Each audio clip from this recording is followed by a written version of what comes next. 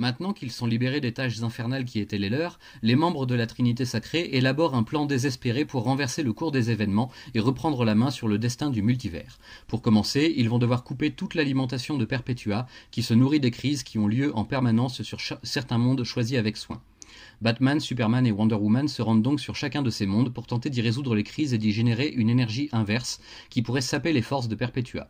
Mais sur place, chacun va rencontrer des difficultés imprévues et se heurter à une nouvelle destinée où le mal l'emporte immanquablement sur les forces de la justice. Séparés, il leur faudra faire front et convaincre les esprits les plus fermés que le bien peut avoir le dessus et que le multivers peut encore être sauvé avant qu'il ne soit trop tard. Mais peut-être est-il déjà trop tard, justement. Sur une autre terre, le Batman qui rit est devenu tout autre chose à présent qu'il possède le pouvoir du Docteur Manhattan. Poursuivant les Flash sans relâche pour s'emparer de la puissance de leur force véloce et accroître la sienne encore davantage, le Darkest Knight prévoit ensuite d'utiliser tout ce pouvoir virtuellement divin pour aller défier Perpetua elle-même sur son propre terrain et lui arracher le contrôle du multivers pour le détruire entièrement et le refondre selon sa conception pervertie de la réalité. Tandis que tous les héros connus et leurs alliés d'autres mondes se liguent avec toute l'énergie du dernier espoir, acceptant de combattre toujours plus alors que tout semble perdu d'avance, nombreux sont les réfugiés qui se dirigent vers la Terre Zéro en quête de réponses et surtout d'un avenir encore incertain pour tout le monde. Toutes les forces de la réalité sont en branle alors que Perpetua et le Darkest Knight s'affrontent dans un déchaînement cosmique de brutalité et d'énergie. La création contre la destruction, voilà l'enjeu de ce duel à échelle multiverselle où tout peut basculer à tout instant d'un côté comme de l'autre. De deux mots, il faudra choisir le moindre, à moins qu'il n'existe une troisième solution encore inenvisagée par nos héros. Pendant que le multivers s'effondre de part en part, un nouveau venu entre dans l'histoire et s'empresse de répertorier tous les tenants et aboutissants du récit de l'existence de ce multivers bien précis. Cet être, encore un cran au-dessus de Perpetua, vient de l'omnivers et sert les puissances qui vont bien au-delà de l'imagination. Son rôle est simple: consigner les événements en cours et déterminer si oui ou non ce multivers agonisant doit être achevé ou bien réparé.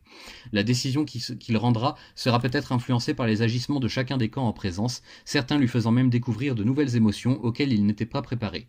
L'immense balance cosmique a commencé à se mouvoir, mais nul ne sait encore dans quelle direction elle penchera. Le combat doit continuer, pour le meilleur comme pour le pire.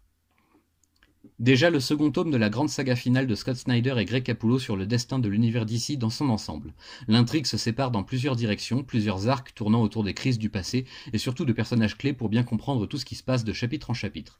Dans l'idéal, je m'en rends bien compte à présent, il aurait fallu lire toutes ces fameuses crises avant d'attaquer cette histoire-ci, mais les références sont assez claires et toujours bien expliquées et illustrées, de façon à ce que tout lecteur, nouveau comme ancien, puisse rattacher les wagons et ne pas se perdre en cours de route.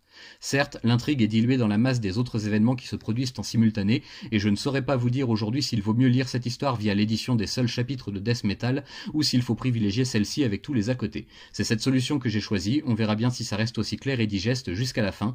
En tout cas, je pense que ça doit être assez déroutant de ne suivre que la série principale sans un édito solide pour accompagner et décrire le reste des intrigues. Chacun sera juge. Encore une fois, c'est bien le Batman qui rit qui s'avère être la vraie grande menace ultime que doivent affronter les héros et réfugiés de tous les mondes.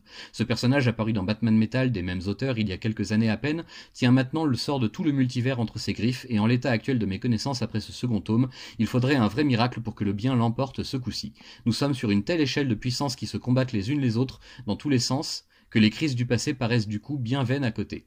Mais le miracle justement est peut-être déjà en train de s'opérer en coulisses, sans que l'on y fasse vraiment attention. Encore 2 tomes avant la toute fin. Au niveau des dessins comme des différents scénarios, tous les styles se mêlent et se complètent plutôt bien selon moi. Je pense que la vision d'ensemble de Snyder a été bien comprise par les artistes et que tout le monde sait à peu près dans quelle direction aller, même si on retrouve par endroits quelques incohérences qui restent relativement rares, rassurez-vous. Au besoin, si vous recherchez des informations sur les crises de DC, toutes ces histoires de l'ère classique sont encore disponibles dans le fond de catalogue de chez Urban et assez accessibles, ne tient donc qu'à vous d'y plonger.